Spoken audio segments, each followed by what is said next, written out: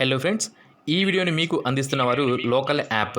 ఈ యాప్ను డౌన్లోడ్ చేసుకోవడం ద్వారా మీ రాష్ట్రంలోనే కాకుండా మీ జిల్లా మరియు మీ ప్రాంతంలో జరిగే అన్ని వార్తా విశేషాలను మీరు పొందవచ్చు. అంతేకాకుండా మీ ప్రాంతంలో, మీ జిల్లాలో మరియు మీ రాష్ట్రానికి సంబంధించిన ప్రైవేట్ మరియు గవర్నమెంట్ జాబ్ అప్డేట్స్ను ఫ్రీగా తెలుసుకునే అవకాశం అయితే ఉంటుంది. అలాగే మీ ప్రాంతానికి సంబంధించిన రియల్ ఎస్టేట్ వ్యవహారాలు, క్లాసిఫైడ్స్, మ్యాట్రిమోనియల్ సర్వీసెస్ను కూడా తెలుసుకునే అవకాశం అయితే ఉంటుంది. అలాగే మీ ప్రాంతంలో జరిగే వార్తలను మీరు ఈ యాప్లో రాయడం వలన డబ్బులు కూడా సంపాదించుకునే అవకాశం అయితే ఉంటుంది. లోకల్ యాప్ యొక్క డౌన్లోడ్ లింక్ను ఈ వీడియో కింద డిస్క్రిప్షన్లో ఇవ్వడం జరిగింది. అలాగే డైరెక్ట్గా ప్లే స్టోర్ నుంచి కూడా ఈ లోకల్ యాప్ను మీరు డౌన్లోడ్ చేసుకోవచ్చు. ఓకే, సో ఇంట్రెస్టెడ్ క్యాండిడేట్స్ తప్పనిసరిగా ఈ లోకల్ యాప్ని డౌన్లోడ్ చేసుకోండి. Hello friends, welcome to job updates Telugu YouTube channel. నిన్న నేను రిజర్వ్ బ్యాంక్ ఆఫ్ ఇండియా నుంచి వచ్చినటువంటి 841 ఆఫీస్ అటెండర్ ఉద్యోగాల భర్తీకి సంబంధించిన వీడియో అనేది అప్లోడ్ చేయడం జరిగింది.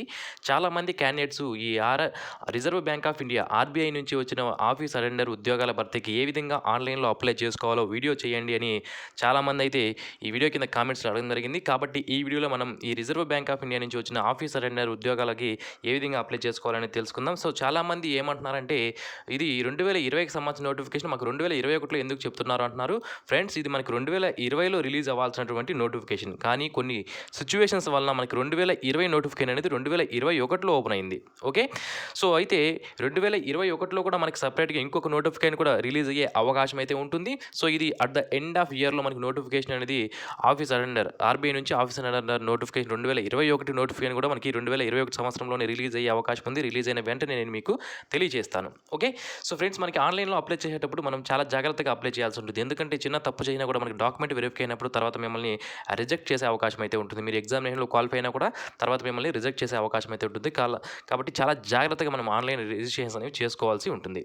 సో ఫ్రెండ్స్, ఫస్ట్ మనము రిజిస్ట్రేషన్ చేసుకున్న తర్వాత లాగిన్ అవ్వాల్సి ఉంటుంది. ఫస్ట్ మీరు రిజిస్ట్రేషన్ ఏ విధంగా చేసుకోవాలని చూద్దాం. సో రిజిస్ట్రేషన్ చేసుకోవాలనుకుంటే ఇక్కడ పైన click here for new registration అనే ఆప్షన్ కనిపిస్తుంది కదా, మనకి ఎల్లో కలర్లో, దానిపైన క్లిక్ చేయాల్సి ఉంటుంది. క్లిక్ చేస్తే ఈ పేజ్ ఓపెన్ అవుతుంది. ఇక్కడ మీరు 5 స్టెప్స్ అనేవి ఉంటాయి. ఇక్కడ ఫస్ట్ బేసిక్ ఇన్ఫర్మేషన్ అనేది ఇవ్వాలి. తర్వాత ఫోటో అండ్ సిగ్నేచర్ అప్లోడ్ చేయాల్సి ఉంటుంది. తర్వాత మీ డీటెయిల్స్ అనేవి ఇవ్వాలి. తర్వాత మన అప్లికేషన్ అనేది ప్రివ్యూ చూసుకోవాలి. తర్వాత పేమెంట్ చేయాల్సి ఉంటుంది. సో ఫస్ట్ చూడండి, ఫస్ట్ నేమ్ విషయానికి వస్తే మీ సర్టిఫికేట్లో, మీ 10th క్లాస్ సర్టిఫికేట్లో ఏ విధంగా ఉందో మీ పేరు ఆ విధంగానే మీరు ఎంటర్ చేయాల్సి ఉంటుంది. సో తర్వాత డాక్యుమెంట్ వెరిఫికేషన్ ఉన్నప్పుడు ఇబ్బంది అయ్యే అవకాశం ఉంటుంది. కాబట్టి తప్పనిసరిగా మీ సర్టిఫికేట్స్లో ఏ విధంగా పేరు ఉందో ఆ విధంగానే ఎంటర్ చేయండి. సో ఫస్ట్ నేమ్ అనేది మ్యాండటరీగా ఇక్కడ ఎంటర్ చేయాల్సి ఉంటుంది. అది కూడా మ్యాక్సిమం 35 క్యారెక్టర్స్ లోపే ఉండాలి. నెక్స్ట్ మిడిల్ నేమ్ ఎంటర్ చేయాలి. లాస్ట్ నేమ్ ఉంటే లాస్ట్ నేమ్ కూడా మీరు ఎంటర్ చేసుకోవచ్చు. ఒకవేళ మీకు లాస్ట్ నేమ్ లేదనుకోండి, దాన్ని వదిలేయవచ్చు.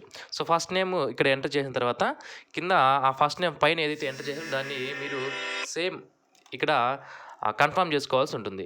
మిడిల్ నేమ్ ఎంటర్ చేయాలి, దాన్ని కన్ఫర్మ్ చేసుకోవాలి. లాస్ట్ నేమ్ ఎంటర్ చేయాలి, దాన్ని కన్ఫర్మ్ చేసుకోవాల్సి ఉంటుంది. సో మీరు ఇక్కడ ఎంటర్ చేసిన డీటెయిల్స్ అని ఇక్కడ కింద ఫుల్ నేమ్, మీ యొక్క ఫుల్ నేమ్ అనేది ఇక్కడ డిస్ప్లే అవ్వడం జరుగుతుంది. సో కరెక్ట్గా ఉందా లేదా చూసుకోండి. ఏమైనా తప్పులు ఉంటే మీరు ఇక్కడ పైన మార్చుకుంటే అది ఇక్కడ మారడం అనేది జరుగుతుంది. నెక్స్ట్ మీ యొక్క మొబైల్ నెంబర్ అనేది ఇక్కడ ఎంటర్ చేయాలి. అలాగే మీ యొక్క మొబైల్ నెంబర్ ఇది ఎక్కడ ఎంటర్ చేశారో దాన్ని మళ్ళీ కన్ఫర్మ్ చేసుకోవాల్సి ఉంటుంది. అదే కాకుండా ఆల్టర్నేట్ మొబైల్ నెంబర్ ఉంటే కూడా మీరు ఇచ్చుకునే అవకాశం అయితే ఉంటుంది. లేకపోయినా కూడా పర్లేదు, ఒక మొబైల్ నెంబర్ ఇచ్చినా కూడా మీకు సరిపోతుంది. Next email ID. ఈ ఈమెయిల్ ఐడి ఇచ్చేటప్పుడు చాలామంది తప్పులు చేస్తున్నారు. ఎందుకంటే ఫస్ట్ మీ యొక్క ఈమెయిల్ ఐడి ఇక్కడ ఎంటర్ చేసిన తర్వాత డొమైన్ అనేది మళ్ళీ ఇక్కడ టైప్ చేయకూడదు. డొమైన్ అనేది ఇక్కడ సెలెక్ట్ చేసుకోవాల్సి ఉంటుంది. ఫర్ ఎగ్జాంపుల్ gmail.com అనుకోండి. ఆ gmail.com అనేది ఇక్కడ ఎంటర్, ఫర్ ఎగ్జాంపుల్ 123@gmail.com నా ఈమెయిల్ అనుకుందాం. సో 123 అనేది మళ్ళీ ఇక్కడే టైప్ చేస్తున్నారు. సో అది తప్పు. మీ యొక్క ఈమెయిల్ ఐడి 123@gmail.com అనుకుంటే 123 అని ఇక్కడ టైప్ చేసి తర్వాత gmail.com అనేది మీకు ఇక్కడ సెలెక్ట్ చేసుకోవాల్సి ఉంటుంది. ఇది చాలామంది చేస్తున్నటువంటి తప్పు. నెక్స్ట్ కింద మాత్రం తప్పనిసరిగా మీరు 123@gmail.com అనేది కింద తప్పనిసరిగా ఎంటర్ చేయాలి. ఇది మాత్రం గుర్తుపెట్టుకోండి. నెక్స్ట్ ఇక్కడ మనకి సెక్యూరిటీ కోడ్ కనిపిస్తుంది కదా. సో ఈ సెక్యూరిటీ కోడ్ అనేది నాకు ఒక విధంగా ఉంటుంది, మీకు ఒక విధంగా ఉంటుంది. సో అప్లికేషన్ రిఫ్రెష్ అయిన ప్రతి ఒక్కసారి కూడా ఈ సెక్యూరిటీ కోడ్ మారుతూ ఉంటుంది. ఆ క్యాప్చా ఏదైతే ఉందో దాన్ని ఇక్కడ మీరు ఎంటర్ చేసిన తర్వాత సేవ్ అండ్ నెక్స్ట్ అనే ఆప్షన్ పైన మీరు క్లిక్ చేయాల్సి ఉంటుంది. ఓకే, ఇప్పుడు మనము సేవ్ అండ్ నెక్స్ట్ పైన క్లిక్ చేస్తే మీ డీటెయిల్స్ ఏవైతే ఎంటర్ చేశారో మీ పేరు, మీ ఫోన్ నెంబరు, మీ ఈమెయిల్ ఐడి ఏదైతే ఎంటర్ చేశారో అది సేవ్ అవ్వడం జరుగుతుంది. అండ్ సేవ్ చేసిన తర్వాత సేవ్ అండ్ నెక్స్ట్ పైన క్లిక్ చేసిన వెంటనే మీకు ఆ రిజిస్ట్రేషన్ నెంబరు అలాగే పాస్వర్డ్ క్రియేట్ అవ్వడం జరుగుతుంది. ఆ రిజిస్ట్రేషన్ నెంబర్, పాస్వర్డ్ ఇక్కడే ఈ పేజ్లోనే పైన చూపిస్తాయి మీకు. నేను ఇప్పుడు మీకు చూపించడం లేదు, ఎందుకంటే అవి నా క్రెడెన్షియల్స్ కాబట్టి నేను మీకు చూపించడం లేదు. ఓకే, సో ఓకే, ఆ పేజ్ ఓపెన్ చేసిన తర్వాత ఇప్పుడు మీరు ఫోటో అండ్ సిగ్నేచర్ అప్లోడ్ చేయాల్సి ఉంటుంది. ఇక్కడ మనకి scanned photograph of the candidate, మీ యొక్క స్కాన్డ్ ఫోటోగ్రాఫ్ ఏదైతే ఉందో దాన్ని ఇక్కడ అప్లోడ్ చేయాలి. ఓకే, సో నెక్స్ట్ సిగ్నేచర్ ఏదైతే ఉందో దాన్ని ఇక్కడ మీరు అప్లోడ్ చేయాల్సి ఉంటుంది. సో అప్లోడ్ చేసిన వెంటనే సో ఇక్కడ అప్లోడ్ చేసేటప్పుడు కొన్ని పాయింట్స్ మీరు గుర్తుపెట్టుకోవాల్సి ఉంటుంది. ఏంటంటే సైజు, ఫోటో సైజులు ఎంత ఉండాలి అన్నీ కూడా మనకి ఆన్లైన్ అప్లికేషన్లో ఇచ్చారు. ఫోటో సైజ్ చూడండి, బిలో 50 KB మధ్యలో ఉండాలి. And guide lines for scanning of photograph అని ఇవ్వడం జరిగింది. దానిపైన క్లిక్ చేస్తే మనకి డీటెయిల్స్ అయితే ఓపెన్ అవ్వడం జరుగుతుంది. సో ఒకసారి చూసుకోండి. చూసుకున్న తర్వాత చూడండి, క్లియర్గా ఇవ్వడం జరిగింది. 20 KB నుంచి 50 KB మధ్యలో ఫోటో అనేది ఉండాలి. 200 x 230 పిక్సెల్స్లో ఉండాలి. ఆ విధంగా సైజ్ అనేవి ఇవ్వడం జరిగింది. ఇమేజ్ సైజ్ వచ్చి మనకి 4.5 cm x 3.5 cm సైజ్ అనేది ఉండాలి. జేపీజీ ఫార్మాట్లోనే ఉండాలి అని క్లియర్గా అయితే మనకి ఇవ్వడం జరిగింది. అలాగే సిగ్నేచర్కి సంబంధించి 10 KB నుంచి 20 KB మధ్యలో సిగ్నేచర్ అనేది అప్లోడ్ చేయాల్సి ఉంటుంది. Okay, so okay, photo and signature upload చేసిన తర్వాత నెక్స్ట్ అనే ఆప్షన్ మనకు కనిపిస్తుంది కదా, దానిపైన మీరు ఇప్పుడు క్లిక్ చేయాల్సి ఉంటుంది. క్లిక్ చేసిన వెంటనే మనకి so okay, photo and signature upload చేసి నెక్స్ట్ పైన క్లిక్ చేస్తే మనకి ఈ డీటెయిల్స్ అనేది అడగడం జరుగుతుంది. ఇక్కడ మనకి బేసిక్ డీటెయిల్స్ తర్వాత క్వాలిఫైడ్ ఎక్స్పీరియన్స్, లాంగ్వేజ్ ప్రొఫిషియన్సీ టెస్ట్కి సంబంధించి మీ డీటెయిల్స్ అనేవి ఇవ్వాల్సి ఉంటుంది. సో ఫ్రెండ్స్, ఇక్కడ ఫస్ట్ పాయింట్ ఏంటంటే మనకు చూడండి, ఆర్ యూ ఏ గ్రాడ్యుయేట్ అని అడగడం జరిగింది. మీరు గ్రాడ్యుయేటా లేదా హైయర్ క్వాలిఫికేషన్ చదువుతున్నారా 1/2/2021 నాటికి అని అడగడం జరిగింది. సో ఇప్పుడు ఇక్కడ మనం సెలెక్ట్ ఎస్ అని సెలెక్ట్ చేసుకున్నాం అనుకోండి, ఏం చూపిస్తుంది చూడండి, you are not eligible. Graduation చదివిన వాళ్ళు నాట్ ఎలిజిబుల్ కాబట్టి ఈ పోస్ట్కి. సో ఎస్ అని క్లిక్ చేస్తే మీకు ఇక అప్లై చేసుకోవడానికి అవకాశం ఉండదు, యు ఆర్ నాట్ ఎలిజిబుల్ అని కూడా చూపిస్తుంది. ఓకే, సో నో అని సెలెక్ట్ చేసుకుంటే మాత్రమే మీరు అప్లై చేసుకోవాల్సి ఉంటుంది. సో ఇక్కడ మీరు తెలుసుకోవాల్సింది ఏంటంటే డిగ్రీ చదివిన వాళ్ళు, గ్రాడ్యుయేషన్ చేసిన వాళ్ళు దీనికి అప్లై చేసుకోవడానికి అవకాశం అనేది ఉండదు. ఓకే, సో ఓకే, 10th చదివిన వాళ్ళు, ఇంటర్మీడియట్ చదివిన వాళ్ళు దీనికి అప్లైని చేసుకోవచ్చు. సో ఓకే, ఇక్కడ మనం ఆనందపడాల్సిన విషయం ఏంటంటే మొత్తం అప్లికేషన్ ప్రాసెస్ అంతా చేసేసి ఫీజు పే చేసిన తర్వాత you are not eligible, examination కూడా రాసి సెలెక్ట్ అయిన తర్వాత యు ఆర్ నాట్ ఎలిజిబుల్ అని చెప్పడం కన్నా ఇక్కడ మనకి ఆన్లైన్లోనే అప్లై చేసేటప్పుడే వాళ్ళు క్వశ్చన్ అడిగారు, గ్రాడ్యుయేషన్ కాదని అడగడం జరిగింది. ఎస్ అని సెలెక్ట్ చేసుకుంటే యు ఆర్ నాట్ ఎలిజిబుల్ అని ఇచ్చారు. కాబట్టి ఇది ఒక శుభపరిణామంగా మనం చెప్పుకోవచ్చు. ఓకే, సో ఓకే, ఇక కేటగిరీ సెలెక్ట్ చేసుకోవాలి. ఎస్సీనా, ఎస్టీనా, ఓబీసీనా, ఎకనామికల్ వీకర్ సెక్షన్, జనరల్ అనేది మీరు సెలెక్ట్ చేసుకోవాల్సి ఉంటుంది. మీ కేటగిరీ ఏదైతే అది సెలెక్ట్ చేసుకోండి. ఓకే, సో నెక్స్ట్ వచ్చి మనకి so SC, ST, OBC economical weaker section select చేసుకుంటే తప్పనిసరిగా సర్టిఫికేట్ డీటెయిల్స్ అనేది ఇవ్వాల్సి ఉంటుంది, సర్టిఫికేట్ అనేది చూపించాల్సి ఉంటుంది. ఓకే, సో చాలా జాగ్రత్తగా కాస్ట్ కేటగిరీ అనేది సెలెక్ట్ చేసుకోండి. Next kindly indicate the state, మీరు 10th క్లాస్ ఏ స్టేట్లో చదివారనేది సెలెక్ట్ చేసుకోవాల్సి ఉంటుంది. సో దానికి సంబంధించి సెలెక్ట్ చేసుకోండి. తర్వాత స్టేట్ డొమిసైల్, రిక్రూట్మెంట్ జోన్, ఏ రిక్రూట్మెంట్ జోన్కి మీరు అప్లై చేయాలనుకుంటున్నారో ఉంటుంది. సో ఆంధ్రప్రదేశ్, తెలంగాణ అడగడం జరుగుతుంది. పైన మీరు సెలెక్ట్ చేసుకున్న స్టేట్ని బట్టి అది అడగడం జరుగుతుంది. సో ఆంధ్రప్రదేశ్ అయితే ఆంధ్రప్రదేశ్, తెలంగాణ అయితే తెలంగాణ మీరు సెలెక్ట్ అనేది చేసుకోండి.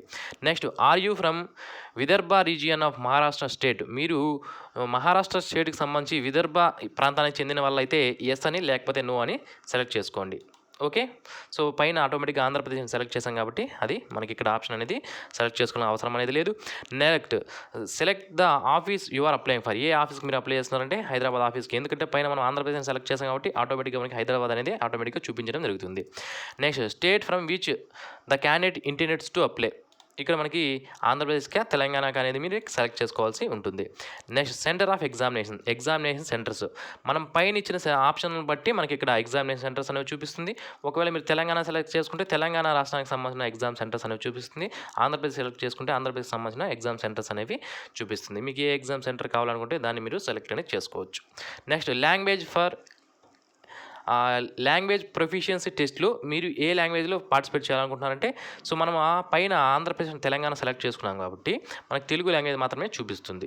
నెక్స్ట్ పర్సన్ విత్ డిజేబిలిటీ అంటే 40% సర్టిఫికేట్లో, మీ యొక్క పర్సన్ విత్ డిజేబిలిటీ సర్టిఫికేట్లో 40% లేదా అంతకన్నా ఎక్కువ ఉంటేనే మీకు person with disability, bench mark disability అనేది ఉండడం అవైలబిలిటీ ఉంటుంది. సో ఎస్ అయితే ఎస్ అని, లేకపోతే నో అని సెలెక్ట్ చేసుకోండి. నెక్స్ట్ ఇక్కడ నో అని సెలెక్ట్ చేసుకున్నాం కాబట్టి ఈ డీటెయిల్స్ అన్నీ ఫిల్ చేయాల్సిన అవసరం లేదు. డెఫ్కి సంబంధించి, నేచర్ ఆఫ్ డిసేబిలిటీ ఇవన్నీ. ఒకవేళ ఎస్ సెలెక్ట్ చేసుకుంటే ఈ డీటెయిల్స్ అన్నీ కూడా ఇవ్వాల్సి ఉంటుంది. ఈ డీటెయిల్స్ అన్నీ కూడా మీ యొక్క ఫిజికలీ హ్యాండిక్యాప్డ్ సర్టిఫికేట్లో ఉండడం జరుగుతుంది. సో నెక్స్ట్ వచ్చి మనకి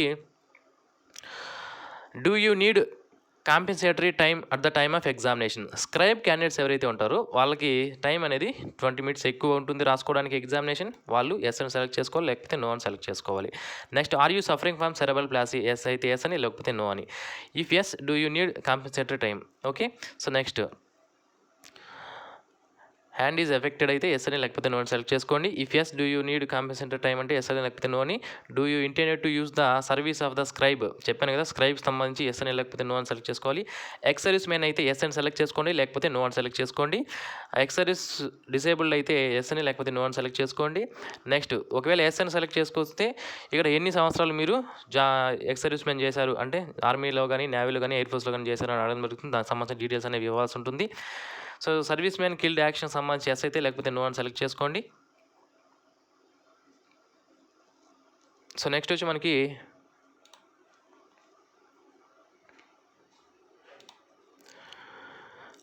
have you joined A government job on the civil side after availing the benefits given in ex service man? ఇంతకుముందు ఎప్పుడైనా ఎక్స్ సర్వీస్ మ్యాన్ కింద మీరు జాబ్ పొంది వర్క్ చేస్తుంటే ఎస్ అని, లేకపోతే నో అని సెలెక్ట్ చేసుకోండి. Have you passed the SSC and attended at least 15 years of defence service? 10th pass అయిన తర్వాత మీరు ఎస్ఎస్సి ఏదైతే ఎక్స్ సర్వీస్ మ్యాన్ క్యాండిడేట్స్ ఎవరైతే ఉన్నారో వాళ్ళు 15 years ఆఫ్ డిఫెన్స్ సర్వీస్ తర్వాత ఎస్ఎస్సి కానీ చేసి ఉంటే ఎస్ అని, లేకపోతే నో అని సెలెక్ట్ చేసుకోండి. ఆర్ యూ ఏజ్ రిలాక్సేషన్ అనేది కోరుకుంటే ఎవరు విడో ఉమెన్ కానీ, డైవర్స్డ్ ఉమెన్ కానీ, ఉమెన్ జ్యుడిషియలీ సెపరేటెడ్ వాళ్ళు ఎవరైతే ఉన్నారో వాళ్ళు ఏజ్ రిలాక్సేషన్ కావాలంటే ఎస్ అని, లేకపోతే నో అని సెలెక్ట్ చేసుకోండి. ఎస్ అని సెలెక్ట్ చేసుకుంటే దానికి సంబంధించిన సర్టిఫికేట్ అనేది అప్లోడ్ చేయాల్సి ఉంటుంది. ఆర్బీఐలో ప్రజెంట్ వర్క్ చేస్తున్న స్టాఫ్ అయితే ఎస్ అని, లేకపోతే నో అని సెలెక్ట్ చేసుకోండి. ఇఫ్ ఎస్ అని సెలెక్ట్ చేస్తే పిఎఫ్ ఇండెక్స్ నెంబర్ అనేది వాళ్ళు ఇక్కడ ఎంటర్ చేయాల్సి ఉంటుంది. Are you ex employee of RBI? ఇంతకుముందు ఎప్పుడైనా మీరు ఆర్బీఐలో వర్క్ చేస్తుంటే ఎస్ అని, లేకపోతే నో అని సెలెక్ట్ చేసుకోండి. నెక్స్ట్, నేషనాలిటీ ఏంటి? ఇండియన్ అనేది ఆటోమేటిక్గా చూపించడం జరుగుతుంది. Are you proficient in language? Okay. So మీరు లాంగ్వేజ్ ప్రొఫిషియన్సీ టెస్ట్కి సంబంధించి మీరు ఏదైతే పైన హైదరాబాద్ అని సెలెక్ట్ చేశారో సో తెలుగు లాంగ్వేజ్ ఎల్పిటి టెస్ట్లో ఉంటుంది. మీకు ఆ ఎల్పిటికి సంబంధించి చదవడం, రాయడం, మాట్లాడడం 3 వస్తే ఎస్ అని, లేకపోతే నో అని సెలెక్ట్ చేసుకోవాల్సి ఉంటుంది. నో అని సెలెక్ట్ చేసుకుంటే not eligible for the post అనేది మీరు అర్థం చేసుకోవాలి. సో ఓకే, మీరు ఇప్పుడు గవర్నమెంట్ సర్వీస్లో కానీ, క్వాసీ గవర్నమెంట్ ఆర్గనైజేషన్లో కానీ, గవర్నమెంట్ ఓన్డ్ ఇండస్ట్రియల్ అండర్టేకింగ్స్లో, పబ్లిక్ సర్వీస్ యూనిట్స్లో, పబ్లిక్ సెక్టర్ ఫైనాన్స్ ఇన్స్టిట్యూషన్స్లో కానీ ఇప్పుడు వర్క్ చేస్తుంటే ఎస్ అని, లేకపోతే నో అని సెలెక్ట్ చేసుకోండి. అండ్ దానికి సంబంధించి ఎస్ అని సెలెక్ట్ చేసుకుంటే దానికి సంబంధించిన డీటెయిల్స్ అనేవి మీరు ఇక్కడ అప్లోడ్ చేయాల్సి ఉంటుంది. So next, religion to which you belongs? So హిందూనా, క్రిస్టియనా, జైనా, ముస్లిమా, సిక్కా ఏది అనేది మీరు ఇక్కడ సెలెక్ట్ చేసుకోవాల్సి ఉంటుంది. నెక్స్ట్, డేట్ ఆఫ్ బర్త్ అనేది మీరు ఇక్కడ సెలెక్ట్ చేసుకోవాలి. సో మీ యొక్క డేట్ ఆఫ్ బర్త్ అనేది మీరు ఇక్కడ సెలెక్ట్ చేసుకోవాల్సి ఉంటుంది. Okay. Next, so me date of birth ఇక్కడ సెలెక్ట్ చేసుకుంటే 1/2/2021 నాటికి మీ ఏజ్ ఎంత అనేది ఇక్కడ క్లియర్గా చూపించడం అనేది జరుగుతుంది. ఓకే. జెండర్ మేలా ఫీమేల్ అనేది మీరు ఇక్కడ సెలెక్ట్ చేసుకోవాలి. Do you have twin brother sister అంటే ఎస్ అని, లేకపోతే నో అని సెలెక్ట్ చేసుకోవాలి. ఒకవేళ ఎస్ అని సెలెక్ట్ చేసుకుంటే నేమ్ అనేది ఇక్కడ ఇవ్వాల్సి ఉంటుంది. నెక్స్ట్, మీ యొక్క ట్విన్ యొక్క మేలా ఫీమేల్ అనేది సెలెక్ట్ చేసుకోవాలి. మెరిటల్ స్టేటస్, మీ యొక్క మెరిటల్ స్టేటస్ ఏంటి? మ్యారీడా, అన్మ్యారీడా, విడోనా, డైవర్స్డా, జ్యుడిషియల్ సెపరేటెడా, విడోసా ఏది అనేది మీరు ఇక్కడ సెలెక్ట్ చేసుకోవాల్సి ఉంటుంది. ఒకవేళ ఆ ఫాదర్ నేమ్, మీ యొక్క ఫాదర్ నేమ్ ఇక్కడ ఎంటర్ చేయాలి, మదర్ నేమ్ ఎంటర్ చేయాలి, స్పౌస్ నేమ్ ఎంటర్ చేయాలి. ఒకవేళ ఇక్కడ మ్యారీడ్ అని పెడితే స్పౌస్ నేమ్ ఎంటర్ చేయాల్సి ఉంటుంది. అడ్రస్ అనేది కరస్పాండెంట్ అడ్రస్ అనేది ఇక్కడ ఎంటర్ చేయాలి పిన్ కోడ్తో సహా. అలాగే ఒకవేళ correspondent address permanent address same అయితే ఇక్కడ చెక్ బాక్స్ పైన క్లిక్ చేస్తే ఆటోమేటిక్గా మీరు పైన ఎంటర్ చేసిన డీటెయిల్స్ ఇక్కడ రావడం జరుగుతుంది. ఒకవేళ సపరేట్ అయితే సపరేట్గా మీరు ఎంటర్ చేసుకోవాల్సి ఉంటుంది. సో అప్లికేషన్ ఫీజు అనేది ఇక్కడ చూపించడం జరుగుతుంది లాస్ట్లో 50 రూపీస్. నేను ఇక్కడ పైన ఎస్సీ అని సెలెక్ట్ చేశాను కాబట్టి మనకు 50 రూపీస్ చూపించడం జరుగుతుంది. ఒకవేళ మిగిలిన అన్రిజర్వ్డ్ కేటగిరీకి సంబంధించిన వాళ్ళకైతే ఫీజు అనేది 450 రూపీస్ అనేది చూపించడం జరుగుతుంది. ఇక్కడ వ్యాలిడేట్ యువర్ డీటెయిల్స్ అని కనిపిస్తుంది కదా, సో దానిపైన క్లిక్ చేస్తే మీ డీటెయిల్స్ అన్ని కరెక్ట్గా ఎంటర్ చేశారా లేదని ఒకసారి చెక్ చేసుకోండి. ఒకవేళ మనకి ఇక్కడ వ్యాలిడేట్ యువర్ డీటెయిల్స్ అని పైన క్లిక్ చేస్తేనే సో మీకు అన్ని డీటెయిల్స్ చూపించడం జరుగుతుంది. ఒకసారి చూసుకోండి కరెక్ట్గా ఉన్నాయి లేదా అని. ఎక్కడైనా మీరు ఎంటర్ కాలం కానీ వదిలేసి ఉంటే అది రెడ్ మార్క్ అనేది పడుతుంది. అక్కడికి వెళ్ళి మళ్ళీ ఎంటర్ చేసి మళ్ళీ వ్యాలిడేట్ యువర్ డీటెయిల్స్ చెక్ చేసుకోండి. చెక్ చేసిన తర్వాత సేవ్ అండ్ నెక్స్ట్ అనే ఆప్షన్ పైన మీరు క్లిక్ చేయాల్సి ఉంటుంది.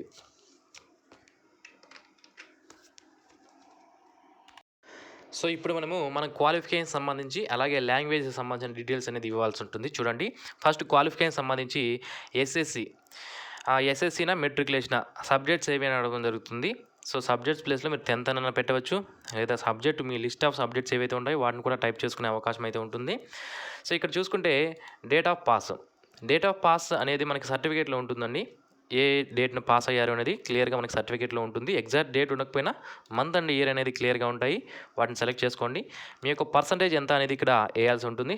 10th క్లాస్‌లో మీ యొక్క పర్సెంటేజ్ అనేది ఇక్కడ టైప్ చేయాల్సి ఉంటుంది. నేమ్ ఆఫ్ బోర్డు, ఏ బోర్డులో మీరు పాస్ అయ్యారు అనేది మీ యొక్క సర్టిఫికేట్ పైన ఉంటుంది. ఒకవేళ తెలియకపోయినా కూడా సర్టిఫికేట్‌లో పైన ఉంటుంది. అది సెలెక్ట్ చేసుకొని ఇక్కడ టైప్ చేయండి. నెక్స్ట్ క్లాస్, ఫస్ట్ క్లాస్‌లో పాస్ అయ్యారా, సెకండ్ క్లాస్‌లో పాస్ అయ్యారా, ఫస్ట్ క్లాస్‌లో పాస్ అవ్వడం జరిగిందా అని ఇక్కడ అడగడం జరుగుతుంది. సో దాన్ని ఎంటర్ చేసుకోండి. నెక్స్ట్ సేమ్ ఇంటర్మీడియట్ డీటెయిల్స్ కూడా సేమ్ మీరు ఇక్కడ ఎంటర్ చేయాల్సి ఉంటుంది. ఒకవేళ ఓన్లీ 10th ఉంటేనే సరిపోతుంది. మీరు ఇంటర్మీడియట్ లేకపోయినా కూడా పర్లేదు, 10th క్లాస్ ఉంటే సరిపోతుంది. ఎందుకంటే ఇక్కడ రెడ్ మార్క్ అనేది ఓన్లీ 10th క్లాస్ మాత్రమే ఇవ్వడం జరిగింది. ఇంటర్మీడియట్ లేకపోయినా కూడా పర్లేదు, ఉంటే ఒకవేళ అప్లోడ్ చేయండి. నెక్స్ట్ వర్క్ ఎక్స్పీరియన్స్ ఏమైనా ఉంటే దానికి సంబంధించిన డీటెయిల్స్ అనేది మీరు ఇక్కడ name of the employee, present working చేస్తున్నారా, డెసిగ్నేషన్ ఏంటి, టోటల్ పీరియడ్ ఆఫ్ సర్వీస్ అంటే ఎన్ని నెలల సర్వీస్ అనేది మీకు ఉంది, నేచర్ ఆఫ్ డ్యూటీస్ ఏంటి, రీజన్ ఫర్ లీవింగ్ ఎందుకు మీరు వదిలేయాలనుకుంటున్నారు, ఇయర్ ఆఫ్ ఎక్స్పీరియన్స్ ఎన్ని రోజులు ఉంది అనేది మీరు ఇక్కడ టైప్ చేయాల్సి ఉంటుంది. Next languages noun, first Telugu అని టైప్ చేసుకోండి. ఎందుకంటే తెలుగు లాంగ్వేజ్ మీకు మ్యాక్సిమం ఎల్పిటి టెస్ట్లో తెలుగు లాంగ్వేజ్ అడిగారు కాబట్టి దానికి సంబంధించి టైప్ చేసుకున్న తర్వాత మీకు రీడ్, చదవడం వచ్చు, రాయడం వచ్చు, మాట్లాడడం వచ్చు. నెక్స్ట్ ఇంగ్లీష్, నెక్స్ట్ మీకు ఏ లాంగ్వేజెస్ వచ్చో అవి ఇక్కడ ఇంకా 2 ఎక్స్ట్రా లాంగ్వేజెస్ కూడా మీరు ఇచ్చుకోవచ్చు. ఒకవేళ తెలుగు మాత్రమే వచ్చినా కూడా సరిపోతుంది, నో ప్రాబ్లం. నెక్స్ట్ ఇక్కడ వ్యాలిడేట్ యువర్ డీటెయిల్స్ పైన క్లిక్ చేసి వ్యాలిడేట్ చేసుకున్న తర్వాత సేవ్ అండ్ నెక్స్ట్ అనే ఆప్షన్ పైన మీరు క్లిక్ చేయాల్సి ఉంటుంది. సేవ్ అండ్ నెక్స్ట్ ఆప్షన్ పైన క్లిక్ చేస్తే మనకి ఏం డీటెయిల్స్ అడుగుతుందని ఇప్పుడు మనం చూద్దాం.